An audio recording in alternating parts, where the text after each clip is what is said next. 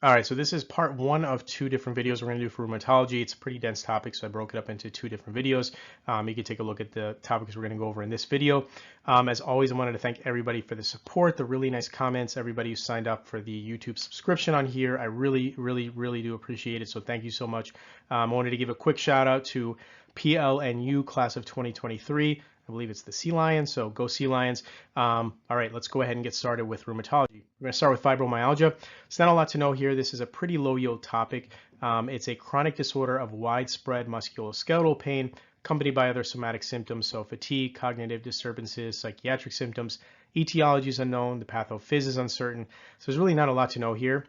Just know that you're going to have a patient with chronic widespread musculoskeletal pain combined with other somatic symptoms.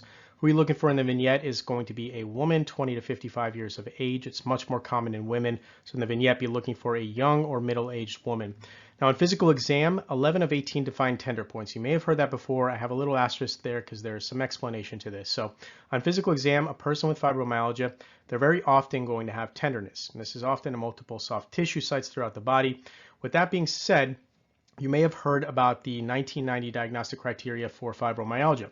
Basically stated that if a patient had symptoms of widespread pain, was tender in at least 11 of 18 different areas when you poked them, essentially they had fibromyalgia. This is what I taught when I was in school. It's still in a lot of the literature, but per up to date, we no longer recommend palpating specific tender point locations or enumerating the number of tender points. The presence of such tender points was part of the 1990 ACR classification criteria. Performing such a tender point examination has proven to be impractical in clinical practice. So in reality, it's still around. You may honestly still get tested on it, and that's the reason I bring it up, because it's an easy thing to make an exam question out of. But there's newer criteria, the 2010 American College of Rheumatology diagnostic criteria, which you don't need to memorize. So I just wanted to make you aware of the 11 of 18 tender points in case you're tested on it, but also be aware of the most up-to-date info as well. All right, so moving on. Diagnosis. This is a clinical diagnosis. You're going to have normal lab tests. So that's the hard part about fibromyalgia, is there's no confirmatory tests or biomarkers. It's very much a clinical diagnosis. You suspect fibromyalgia in patients with 3 months of widespread or multi-site pain without another identifiable cause.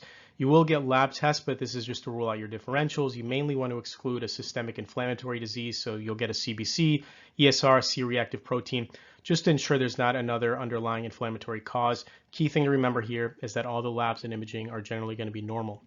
Now treatment, you'll normally start with your conservative, so patient education, including cognitive behavioral therapy, exercise, low impact aerobic exercise actually has been shown not only to improve the pain, but the sleep disturbances these patients may have as well. You also want to address any comorbidities. So these things probably won't get tested on. What they're likely going to ask you about is the pharmacologic treatment. So if they ask you which medication you're going to give to a patient with fibromyalgia, it's going to be your TCAs, your tricyclic antidepressants. Most patients, you'll initiate therapy with a low-dose tricyclic antidepressant like amitriptyline.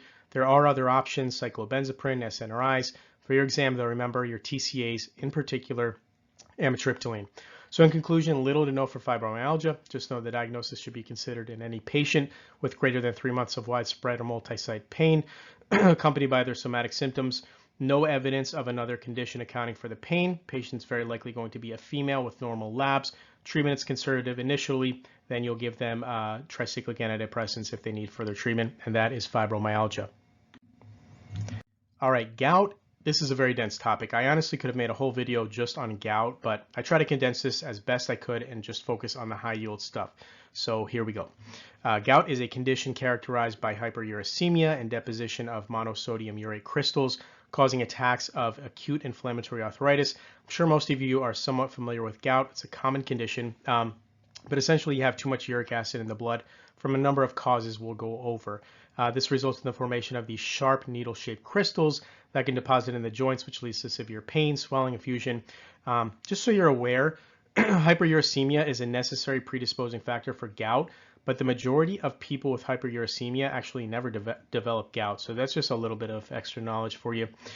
Risk factors. Let's talk about some of our risk factors. So there are some things that can trigger a gout attack, and there's some modifiable, non-modifiable risk factors. Male sex, this is a big one. Gout has a male predominance, so likely in the vignette it will be a man. Part of the reason it's more common in men compared to women is estrogen actually has a mild uricosuric effect, so it promotes the excretion of uric acid. So gout is unusual in premenopausal women. So male sex is a big non-modifiable risk factor. And then also keep in mind advancing age is another risk factor to be aware of. So definitely be looking out for an older man in the vignette.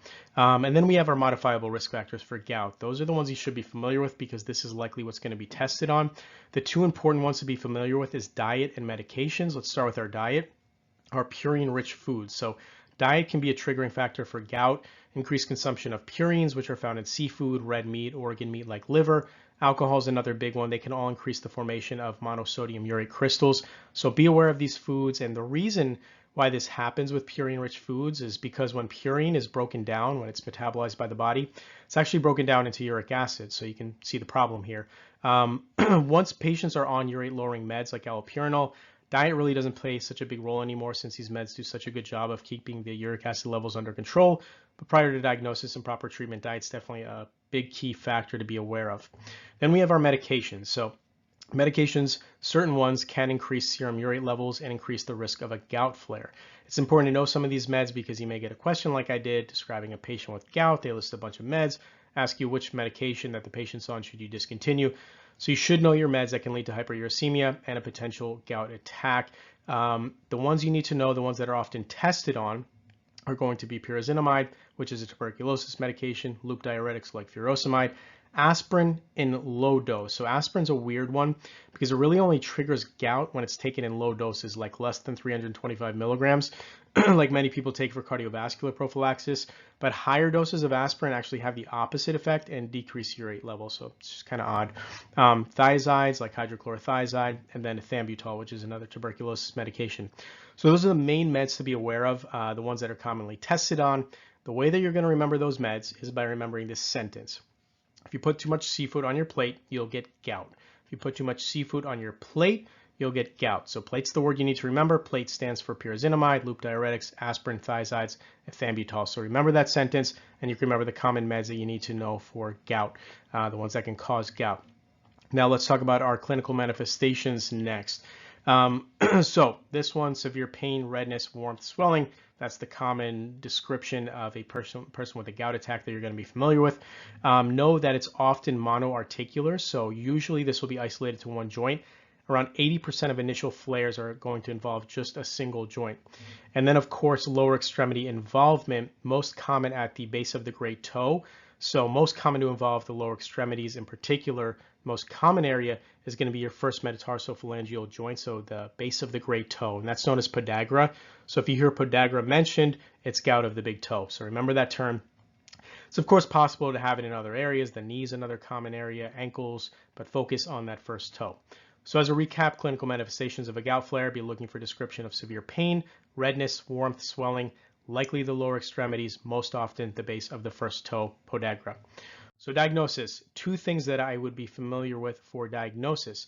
Arthrocentesis, that's the main one, and then there's imaging. So arthrocentesis, this is your best test. Definitive diagnosis can be made with arthrocentesis. In real life, how many patients are actually going to let you stick a needle in the toe or wherever they're hurting? That's hurting so bad that even a bed sheet's making them scream. It's questionable. But if they ask for the best diagnostic test on the exam, arthrocentesis is 85% sensitive and 100% specific for gout. What you're looking for under microscopy when you perform an arthrocentesis is negatively birefringent needle-shaped crystals, which is the characteristic finding of monosodium urate. I'm going to repeat that because it's really important to know. You need to know this. They will ask it. Aspiration of the synovial fluid of the joint in a patient with gout will show negatively birefringent. It's important to know that it's negatively birefringent because it differentiates it from pseudogout, which we'll go over next, which is positively birefringent. So negatively birefringent needle-shaped crystals, you got to know that. This is what it looks like. You can see the little monosodium urate crystals here, which are bright yellow, and they're needle shaped there, so you can see, and that's why it's so painful. All right, I mentioned that gout is negatively birefringent and pseudogout is positively birefringent. I have a trick for remembering that, or just a very simple way, really. I used to remember pseudogout has a P, gout does not. So if you remember that pseudogout has a P, you can remember positively birefringent because positive has a P. So just a little way to remember that. And then gout obviously does not have a P. So just in case you forget on the exam. Okay, let's also talk about our x-ray. So x-ray, you may see something mentioned, these overhanging edges. So with imaging, There's not a lot really high yield to know, except for the fact that if they mention in a vignette anything about overhanging edges, margins, punched out appearance, these are characteristic findings of the erosive appearance seen in a patient with gout, normally long-standing gout. So just have that in the back of your mind. Nothing super important, really just focus on your arthrocentesis. We can take a look at what that looks like here. This is obviously a pretty dramatic presentation, but you can see the overhanging edges here, as well as that punched out appearance in a patient with long-standing gout.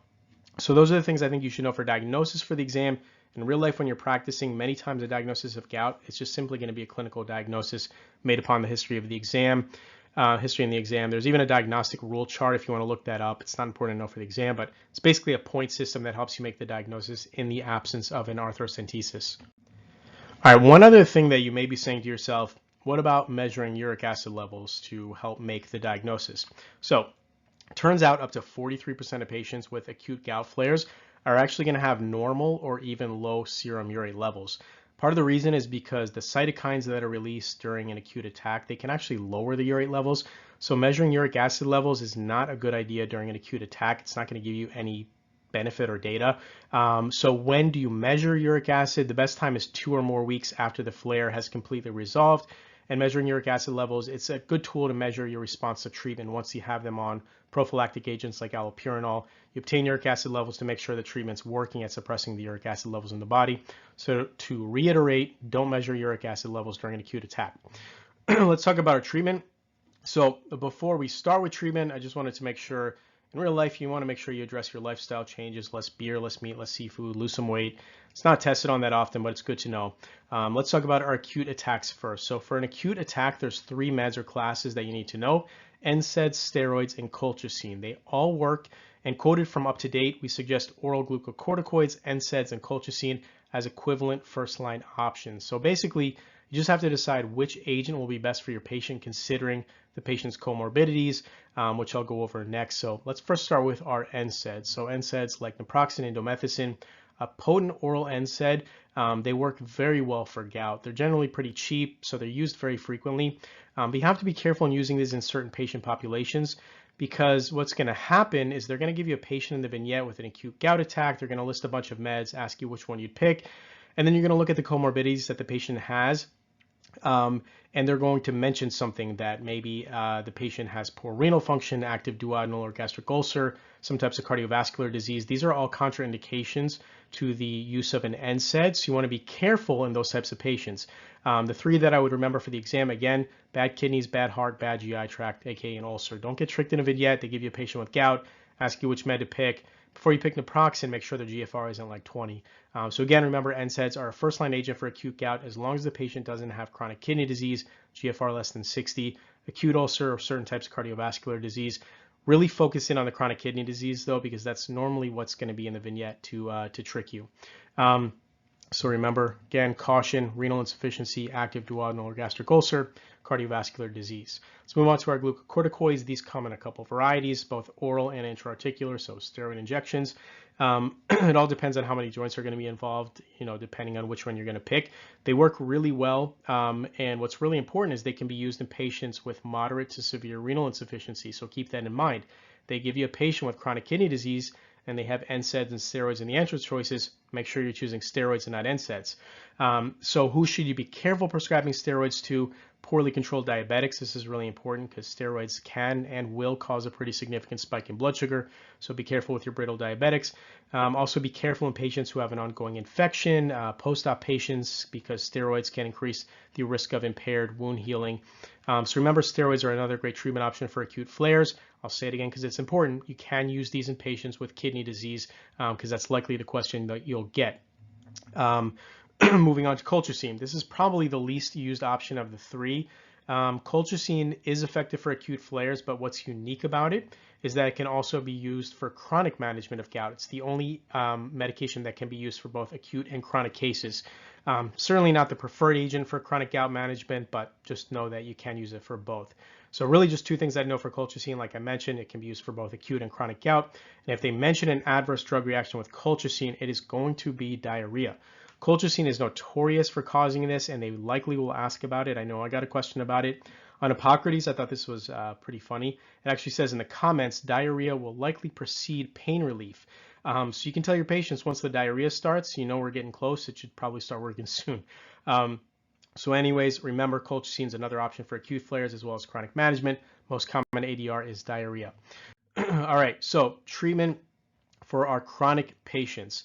Chronic treatment, there's one drug that pretty much runs the show. That's going to be allopurinol. It's part of your xanthine oxidase inhibitors. If you only remember one medication for chronic gout treatment, let it be this med. So again, as you're going to be your first line prophylactic treatment for gout, it is a xanthine oxidase inhibitor. What the heck does that mean? So xanthine oxidase is an enzyme that helps purine break down into uric acid. So if we inhibit this enzyme, we stop that middle step, we stop the process, and therefore decrease the amount of uric acid that can be produced. So this works really well.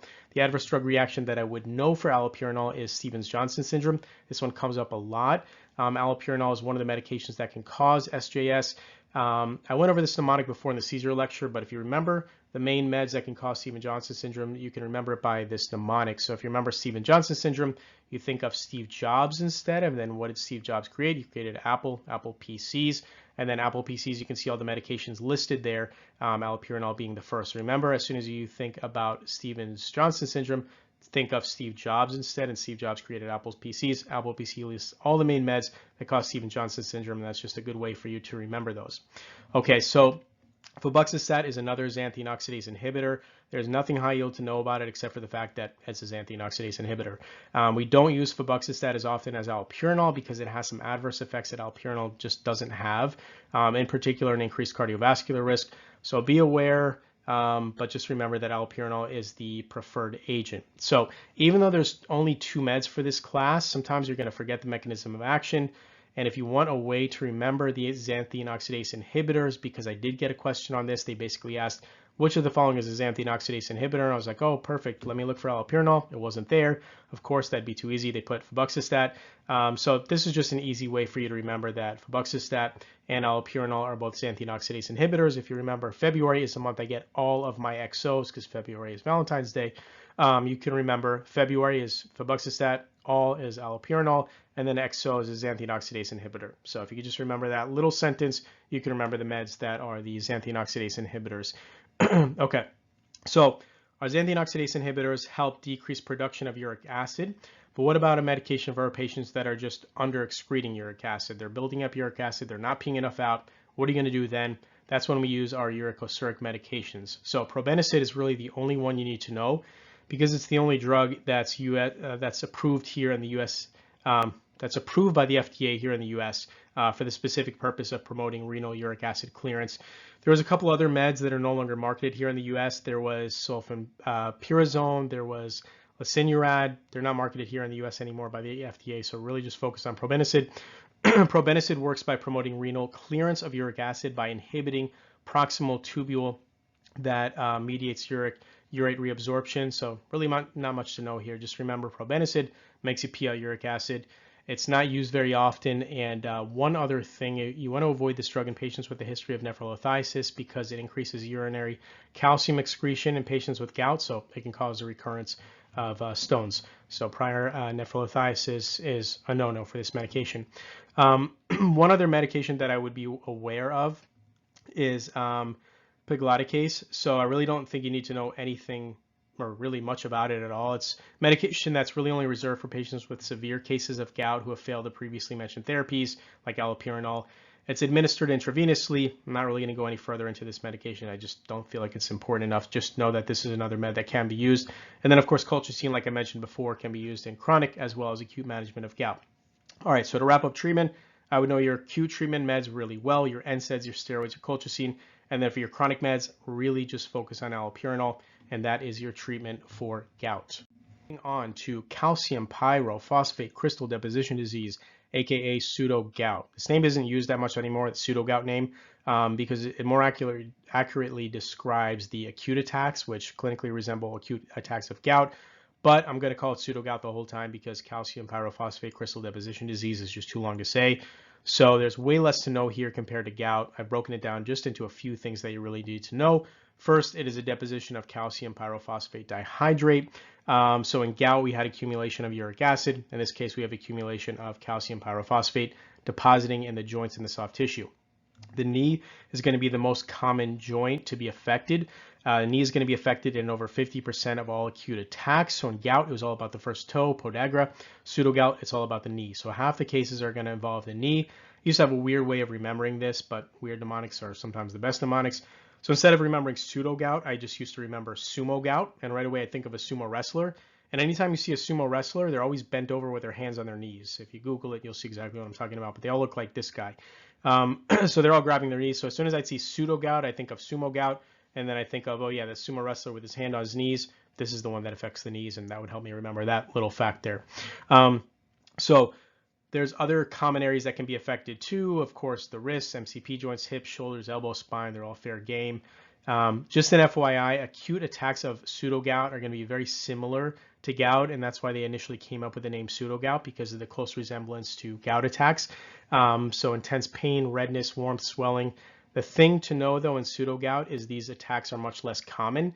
Majority of patients with the disease with the crystal deposition in multiple joints are actually going to be asymptomatic compared to gout, which is quite the opposite. So remember, a lot of times these patients may be completely asymptomatic in pseudogout as compared to gout.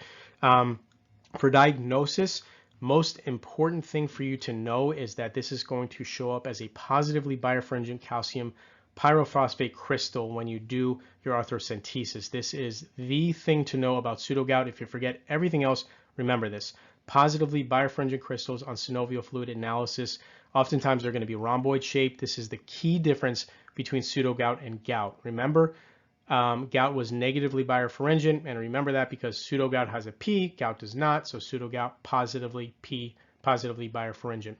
We can take a look at what that looks like here. You can see the comparison between the two. There's a big difference. You can see when we're looking at gout here, these sharp needle-shaped crystals, calcium pyrophosphate dihydrate. Pseudogout, you're going to have these rhomboid-shaped crystals, so it looks a lot different when you're actually looking under microscopy between the two.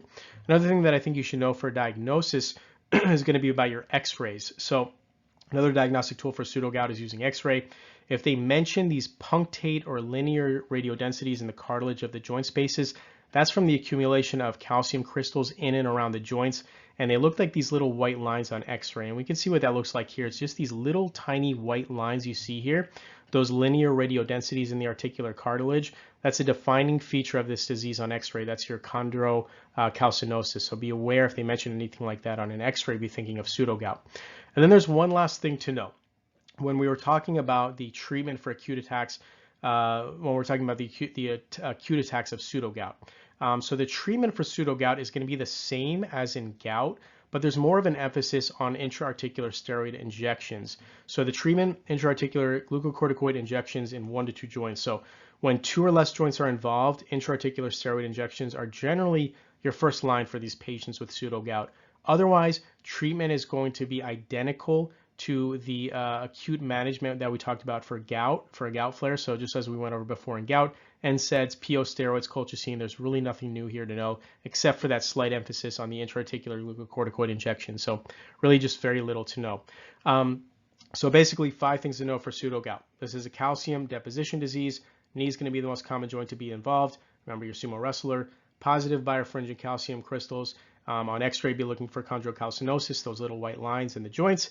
And then intra-articular steroid injections is going to be first line when 2 or less joints are involved, and that is pseudogout.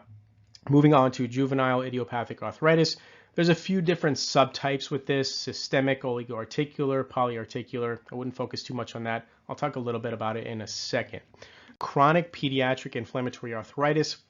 Onset before 16 years of age and presence of arthritis for at least 6 weeks. So juvenile idiopathic arthritis, it's this blanket term that we use, and it covers a bunch of different types of chronic pediatric arthritis.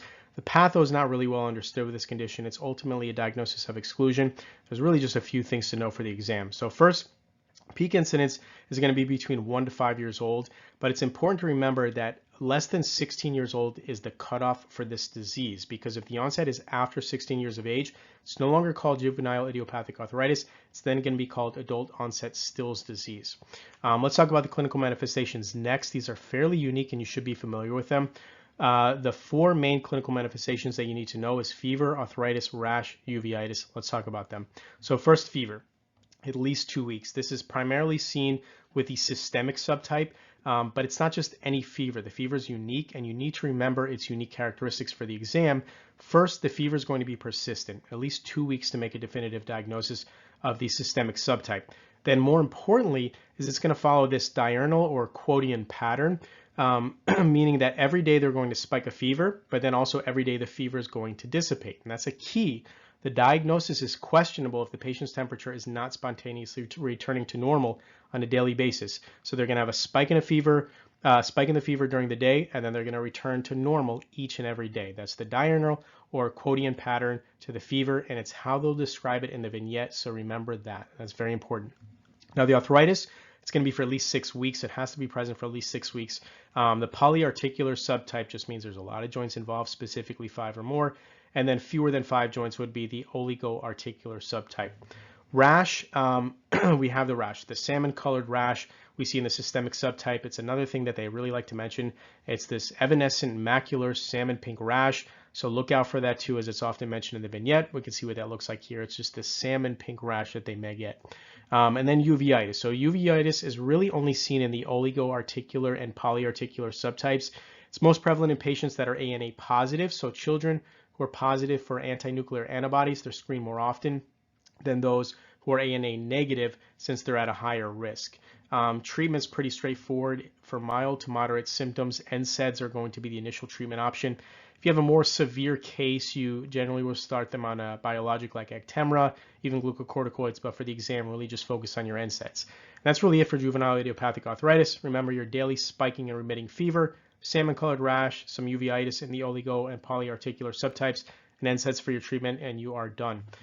Moving on to a far more dense topic, just like gout, osteoporosis has got a lot going on, but I really focused on the need-to-know stuff. So osteoporosis is a metabolic bone disease characterized by deterioration of bone tissue leading to low bone mass and increased skeletal fragility. I don't want to dive too deep into the patho because the patho is multifactorial, but basically osteoclasts are breaking down bone faster than osteoblasts can rebuild them. So we got osteoporosis leading to these porous, brittle bones that are susceptible to fractures. Just an FYI, if you ever forget which breaks down bone and which builds new bone when it comes to osteoclasts and osteoblasts, just remember osteoclast has a C, and that C in my mind stands for consume bone, because osteoclasts are involved in the breakdown and resorption of bones. And then osteoblast has a B, and that B in my mind stands for build, as in build bone, because osteoblasts are involved in rebuilding and remodeling bone, just in case you needed a way to remember that. Let's talk about a few risk factors. So advanced age, this is obviously one of the biggest risk factors. Females are at higher risk. Glucocorticoid therapy long-term. One of the main reasons steroids put you at a higher risk for osteoporosis is that they actually decrease calcium absorption from the GI tract. They also cause osteoclast activation. They inhibit osteoblasts. It's really a multifactorial effect. Just remember, in general, steroids are a big risk factor for the development of osteoporosis. Cigarette smoking, alcohol consumption is another one, and then physical inactivity, just to name a few. There's a ton more. There's some secondary causes like celiac disease, Cushing's, diabetes. It's more common in Caucasians versus other ethnicities. There's a lot of other risk factors. I encourage you to look them up if you want to go over all of them if you're interested. But the ones I went over, the more common ones, those are going to be the ones you'll likely see in the vignette, so just be aware of those. Now, in your clinical manifestations, the interesting thing about osteoporosis is that it has no clinical manifestations until the patient has a fracture. There's no weakness in this disease. There's no other symptoms. There's really nothing, and that's why it's sometimes referred to as the silent disease. So let's talk about the thing that they're going to talk about when they have a clinical manifestation. That's going to be your fracture. So the fractures that are associated with osteoporosis, the big one, the most common type of fracture you're going to see in a patient with osteoporosis is going to be your vertebral compression fractures. That's your most common type. It's the most common type of osteoporotic fracture. So this is the one that you need to focus on. And what's really interesting about this type of fracture is that 2/3 of vertebral fractures in patients with osteoporosis are actually painless, which is crazy. And this is actually one of the reasons why we assess for loss of height in patients at risk for osteoporosis, because that may be the only indicator that they've had a vertebral compression fracture, the fact that they've shrunk in the past few months from the fracture and the resultant disc space narrowing. So remember, vertebral fractures are the most common type of osteoporotic fractures, and just be aware, they may not come in complaining of pain, so in that vignette, be looking for them to maybe mention a patient complaining of shrinking, Maybe that they've noticed, or you notice some kyphosis on the exam, that hunchback appearance, which can also come from this type of fracture. Also know your hip fractures is another common one. 15% of women, 5% of men by age 80 will have an osteoporotic hip fracture. Distal radius fractures like your Colles fractures, but again, focus on those vertebral fractures. Now, diagnosis. There's two ways to diagnose osteoporosis. One is with a fragility fracture. The other, and the one that you should really focus on for the exam, is with a DEXA scan. So DEXA scan. Let's talk about the DEXA scan, because this is your best test, your gold standard test for osteoporosis, and it's what you need to focus on for your exam. So DEXA scan, or dual energy X-ray absorptiometry, is how you check the bone density of a patient. It uses low dose X-ray to measure the bone density at different sites on the body, usually the spine, hip, forearm. And then we get this number, this T-score, and this T-score measures how far away this person's bone density is from that of a young, healthy individual with normal bone density. That's why osteopenia and osteoporosis are representative with these negative numbers, because it's how far they deviate from a normal, healthy adult. So osteoporosis, for instance, is defined at a negative 2.5 or less. So that means they are 2.5 standard deviations below the average healthy adult with normal bone density. Okay, so now that we have an understanding of the test, let's talk about the numbers you need to know for the exam. One we just went over, the T-score of negative 2.5 or less is diagnostic of osteoporosis. And then a score of negative 1.0 to negative 2.5 is defined as osteopenia. They're not really using the term as much, the osteopenia term. A lot of times now they're calling it low bone mass. That's kind of the new term. So remember, negative 2.5 or less osteoporosis, negative 1.0 to negative 2.5, that's going to be osteopenia or low bone mass. Now, how do you remember those two key numbers for the exam? How do you remember which one classifies osteopenia, which one classifies osteoporosis? So what I want you to remember is that PEN is less than 10 and POR is less than 2.4. So a little rhyme. PEN is less than 10, POR is less than 2.4. So what does that mean? Osteopenia is negative 1.0 or less, aka PEN is less than 10, 10 being 1.0. That'll help you remember that. And then osteoporosis, POR is less than 2.4. Because remember, osteoporosis is negative 2.5 or less. Another way of saying negative 2.5 or less is less than negative 2.4. So remember the rhyme, PEN is less than 10 as in osteoporosis. Osteopenia is negative 1.0 or less. POR is less than 2.4 as in osteoporosis is less than negative 2.4. So remember that little rhyme there, and you can remember the numbers that you need to know for the exam. All right, so I talked about before, bone density isn't the only way to make the diagnosis of osteoporosis. Another way is from fragility fractures. So a fragility fracture is another way to make the diagnosis of osteoporosis independent of the T-score. So a fragility fracture is a fracture that occurs from minor trauma like a fall from standing height, something that wouldn't normally lead to a fracture. So if a patient tells you they were casually walking down the street, had a trip and fall, and now they have multiple vertebral compression fractures, that's a fragility fracture, and you've made the clinical diagnosis of osteoporosis in this patient. Most common sites of fragility fractures are the spine, vertebral compression fractures, hip, wrist. They can also occur at the humerus, ribs, and pelvis. So again, for diagnosis, two things you have to know, negative 2.5 or less for the T-score or a fragility fracture. That's all you need to know for diagnosis. Let's talk about treatment. So let's talk about lifestyle first. I'm not going to go too in depth with this because the bulk of your questions will be from your pharmacologic agents, but just make sure your patients have adequate vitamin D and calcium intake, encourage weight-bearing exercise, smoking cessation, counseling on fall prevention. Let's talk about the need-to-know stuff. That's going to be your meds, specifically your bisphosphonate. So alendronate, residuronate, those are going to be your first-line treatment for most patients with osteoporosis. They're effective, inexpensive compared to some of the other classes, and they've been around for a long time, so there's this long-term safety data available. So alendronate, which is Fosamax, residuronate, which is Actonel, these are the ones you'll hear about the most, but there's also zoledronic acid, abandronate, which both come in IV forms. So a few different meds in this class and a lot of different weird names. So how are you going to remember all the drugs in this class? Well, luckily, all of the meds in this class have the word drone in them. Alendronate, zoledronic acid. So as soon as you see a med that has the word drone in it, I want you to remember this sentence. Phone in your drones to build strong bones. Phone in your drones to build strong bones. So what does that mean? Well, drones, obviously, we just went over. That's in all the bisphosphonate names, all of the alendronate, etc.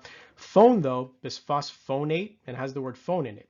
So if you can remember the sentence, you can associate the two together. Phone as in bisphosphonates, drones as in alendronate, to build strong bones. So when you They give you a vignette, clear-cut osteoporosis patient. They list a bunch of meds, ask you which one is the first line med for this patient. You know it's a bisphosphonate, but you can't remember any of the drugs in the class. Remember, look for your drones. Phone in your drones to build strong bones. All right, let's talk about the mechanism of action for your bisphosphonates. So they inhibit osteoclastic bone resorption. So bisphosphonates, they're anti-resorptive agents. It's a little more complicated than this, but the general idea is that when a patient takes bisphosphonates, bisphosphonates plant themselves onto the bone, something specifically they plant onto called hydroxyapatite. And then osteoclasts begin to resorb bone that's impregnated with bisphosphonates at these binding sites. And once they do, this leads to a couple of things that ultimately lead to the osteoclast destruction. One, they disrupt the osteoclast's ability to resorb bone. And then two, it leads to osteoclast apoptosis, so cell death. So in the end, we have less bone breakdown or resorption, nice and simple. That's how they work. Adverse drug reactions. This is the most important thing to know about bisphosphonates that always gets tested on. If you remember one thing about this class, remember that they can cause pill-induced esophagitis. So in patients, to avoid esophagitis, you need to remember to tell your patients when they take these meds, they have to stay upright for at least 30 minutes, and you have to tell them to take it with at least 6 to 8 ounces of water. If you take one of these meds, you lay it down in bed right after, you don't drink enough water, they can remain in the esophagus, and this can lead to esophagitis. You want to remember to tell your patients these instructions. It's very important. You also want to remember to avoid these in patients with a history of achalasia, esophageal stricture, Barrett's esophagus, or any other esophageal problems, particularly with alendronate. That's really important. So remember that about this class. It's what they're going to ask you. It's the most common way they're going to ask it is to list a bunch of meds, and they'll say which one of these medications should the patient avoid recumbency for at least 30 minutes. And then, of course, one of them will be a bisphosphonate. So remember, bisphosphonates, they can destroy your esophagus, so stay upright 30 to 60 minutes. Take with 6 to 8 ounces of water. Just a heads up, if you really need a patient to be on a bisphosphonate and you know they're not going to follow the rules and stay upright for 30 minutes, or they have esophageal disorder, you can use IV bisphosphonates like zoledronic acid as opposed to PO to circumvent this issue. Just a little bit of extra knowledge there. The other adverse drug reaction is osteonecrosis of the jaw and atypical femur fractures. I list these not because they're common. It's actually quite the opposite. They're actually pretty rare, but just because they do come up in questions from time to time. Osteonecrosis of the jaw, the incidence is anywhere from 1 in 10,000 to 1 in 100,000. And most commonly, it's really seen in cancer patients or in patients with a compromised immune system who are treated with high doses of IV bisphosphonates. But it can still happen, so encourage dental hygiene. And atypical femur fractures, this is another rare complication. So just be aware of those because they do sometimes test on them. But real life, they're pretty uncommon. Really focus on your esophagitis.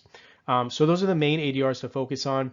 There's, of course, a laundry list of others, but again, focus on what's likely going to be tested on, which is burning a hole in your esophagus, osteonecrosis of the jaw, and atypical femur fractures. All right, moving on. There's other classes of medications to treat osteoporosis. I'm going to mention them, but I'm not going to go into depth because if you're going to get an exam question 99% of the time, it's going to be on bisphosphonates. So focus on those, but let's at least mention the other classes.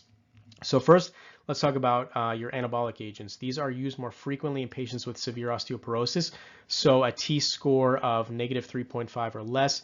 The reason you reserve these meds for your more severe cases is because these medications, unlike the bisphosphonates that are only able to preserve existing bone, these anabolic agents actually have the ability to rebuild new bone. So the meds in this class are going to be teriparatide, abaloparatide, and romosozumab. These are anabolics. Teriparatide and abaloparatide, they're synthetic forms of PTH and PTHRP respectively. And when you take these drugs, the agents stimulate osteoblasts, which help rebuild bone. And like I said before, this is different than the bisphosphonates, which were just anti-resorptive agents that prevented bone resorption. These anabolic agents actually promote new bone formation. What you do is you take these for a year or two, you build new bone, and then you discontinue the med and you start on a bisphosphonate or another anti-resorptive to preserve the new bone that was built. The last one that I mentioned, romosozumab, this is fairly new. It only got approved by the FDA in 2019. Same idea, it also rebuilds bone, it just does it a bit different. It's a monoclonal antibody. that inhibits something called sclerostin. Don't worry about that. So those are your anabolic agents. I gave you a bunch of extra info there. I don't think you should memorize all that extra stuff that I mentioned. When it comes to your anabolic agents, just have some familiarity of the names of the meds included, and then know they're generally reserved for your more severe osteoporosis, and they build bone. That's it. So another medication for osteoporosis, which is another anti-resorptive drug like our bisphosphonates, is denosumab. It's not as potent as the anabolic agents that I just went over, but the nice thing about it, it's only administered once every 6 months, basically reserved for people who are not good candidates for bisphosphonates, and it's also particularly useful in patients with impaired renal function. And then one final med to be aware of is raloxifene. Raloxifene is a selective estrogen receptor modulator, or SERM for short. It's another anti-resorptive agent. It does not work as well as bisphosphonates, but the unique thing about it, the nice thing about it, is that this drug, in addition to treating osteoporosis, it also reduces the risk of breast cancer. So it's usually reserved for osteoporosis patients when there's also a need for breast cancer prophylaxis. And you might think, well, how can I remember? Raloxifene is the one that helps reduce the risk of breast cancer as well as treat osteoporosis. Well, there's a much more commonly used med for breast cancer prophylaxis or treatment that you've probably heard of that's in the same class, and that's called tamoxifen. So it sounds very similar. Remember, raloxifene is in the same class as tamoxifen. So remember, this is the one that you can treat, you can use for breast cancer prophylaxis as well as treating osteoporosis. That's the unique thing to remember here. Okay, so those are the some additional options outside of bisphosphonates for treatment of osteoporosis. I will reiterate, I feel your focus should be on bisphosphonates, your drones. The other ones I went over, be familiar with them, but don't waste any more than a minute on them, because if you're going to get a pharm question about osteoporosis, it's going to be about your bisphosphonates. Remember, phone in your drones to build strong bones. So there's a lot for osteoporosis. If I had to give you a few top things to remember, it would be: 1, remember your DEXA scan is your gold standard, and a negative 2.5 or less is diagnostic of osteoporosis. Remember, vertebral fracture is your most common. And remember, bisphosphonates are first-line treatment. And remember, esophagitis is an ADR of bisphosphonates. So you want to avoid recumbency for at least 30 minutes after taking them. Those are the highest yield things to remember about osteoporosis. All right, let's take a deep breath. We're almost there. There's just 2 more small topics I want to go over. Next one is going to be polyarteritis nodosa, also known as PAN. So this is a systemic vasculitis characterized by necrotizing inflammatory lesions that primarily affect medium-sized arteries with occasional involvement of small arteries, mainly medium-sized arteries. So in this condition, the immune cells attack the endothelium. This causes transmural inflammation of these arteries, transmural meaning all the layers of the vessel are inflamed. Eventually, this causes the wall of the vessel to die. We're left with these fibrotic changes. And due to all of this fibrosis and inflammation, we have blood flow disturbances, so ischemia, infarction, which is going to cause a lot of the clinical manifestations we'll go over in a minute.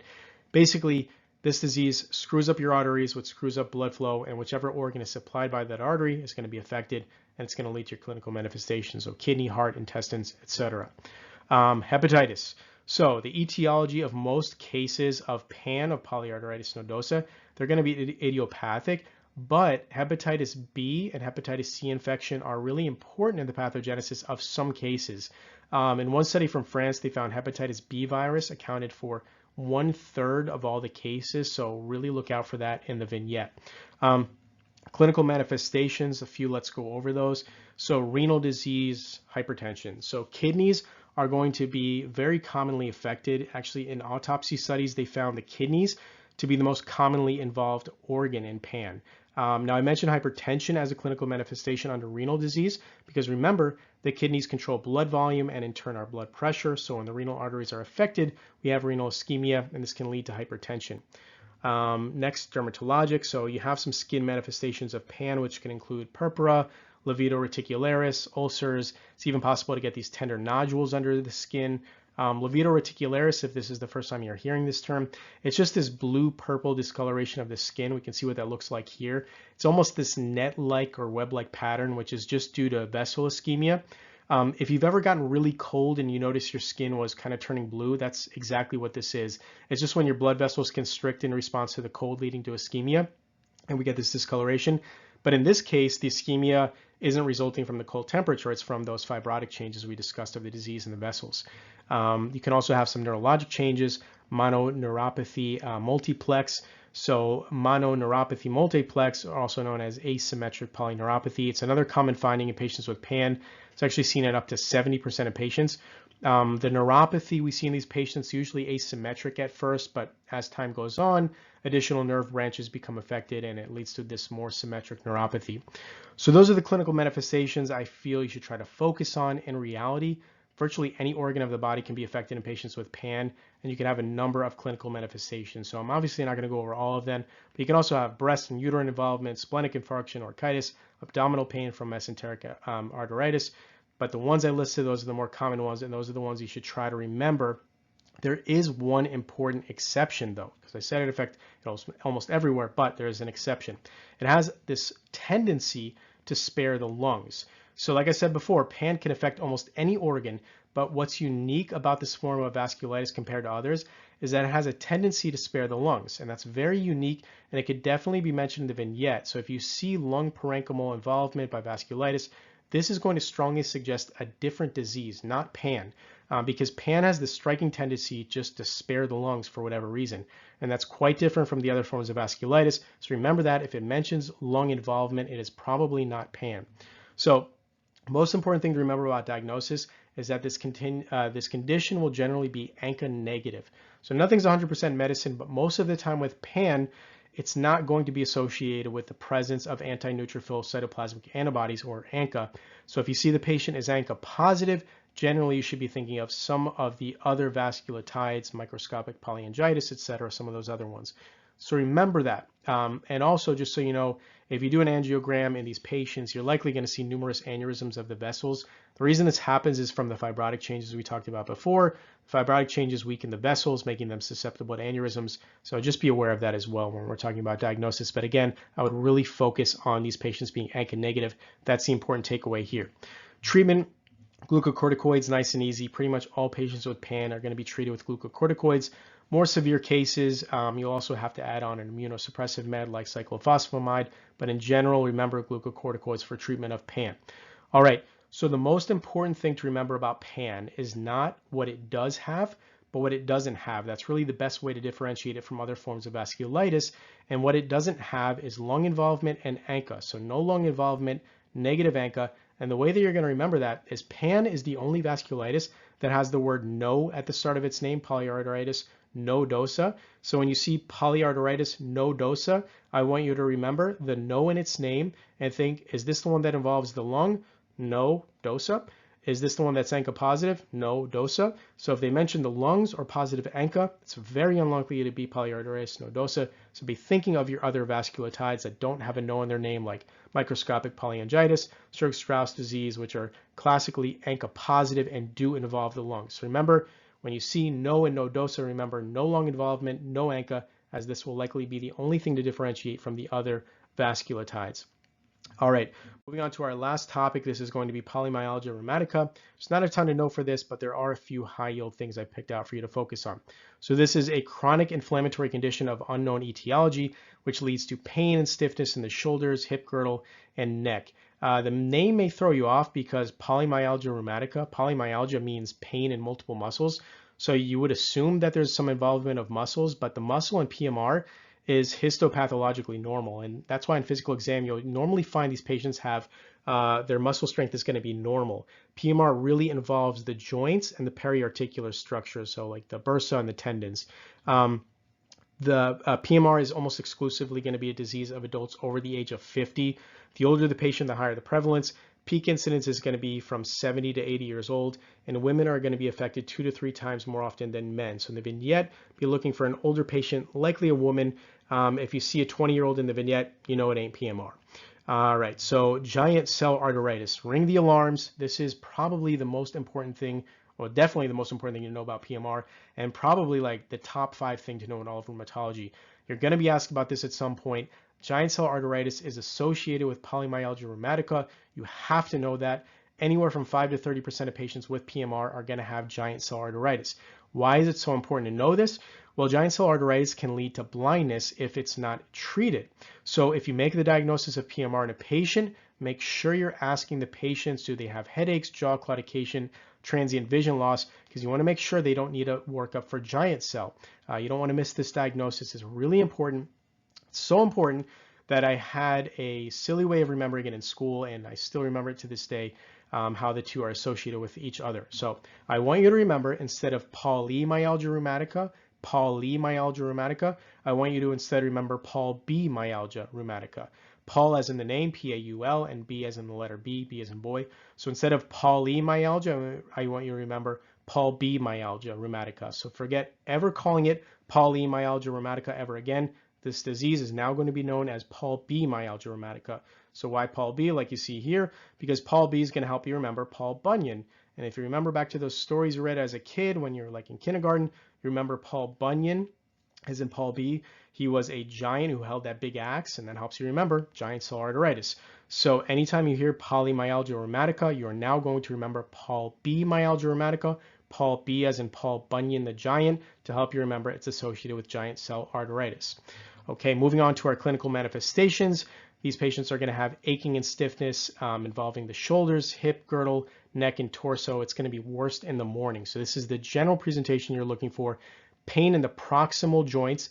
Bilateral shoulder pain is going to be the most common presenting manifestation in almost all of your patients, 70 to 95% of patients.